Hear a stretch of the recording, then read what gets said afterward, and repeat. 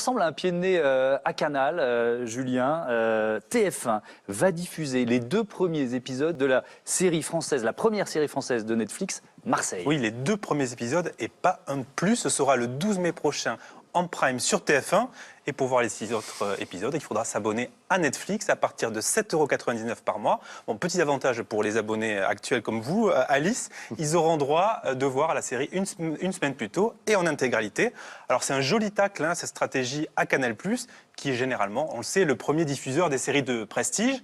Canal+, qui aussi a perdu une autre série Netflix, les droits de la fameuse série House of Cards. Oui, TF1 fait un énorme coup de pub à Netflix, qui est un concurrent de Canal. On voit très bien la stratégie.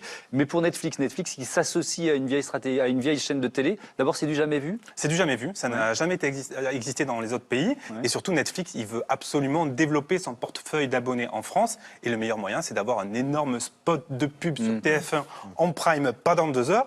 En revanche, c'est un pari beaucoup plus risqué pour TF1, qui va devoir éduquer son public à une série qui va devenir payante après les 2 épisodes qui seront diffusés en prime.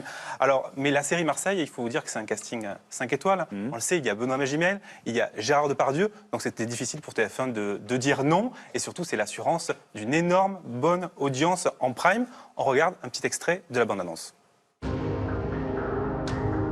J'ai trouvé l'homme de paille. Je lui ai mis le pied à l'étrier, je l'ai poussé devant moi. Il est évident que vous représentez le passé et que je représente l'avenir. Je vais t'arracher Marseille des mains. Et tu finiras seul, tout seul, sans rien. Ça donne envie, Mais Depardieu, c'est le maire de Marseille. Oui, voilà, c'est ça. Mais la série est déjà flinguée par la critique et quelques journalistes ont pu la voir. Nous, on l'a pas vu. On l'a pas vu, nous. Alors, pour Télérama, c'est le premier navet maison de Netflix. Il parle de débandade artistique et de raté industriel. L'AFP n'est pas plus tendre et décrit une intrigue desservie par ces dialogues et des acteurs qui ont l'air de s'ennuyer. Bon, voilà. D'autant plus rare à l'AFP, puisqu'ils ne sont pas normalement dans un rôle de critique. On verra bien. Moi, le scénario est signé Dan Frank, j'aime beaucoup ce qu'il fait, donc on verra bien.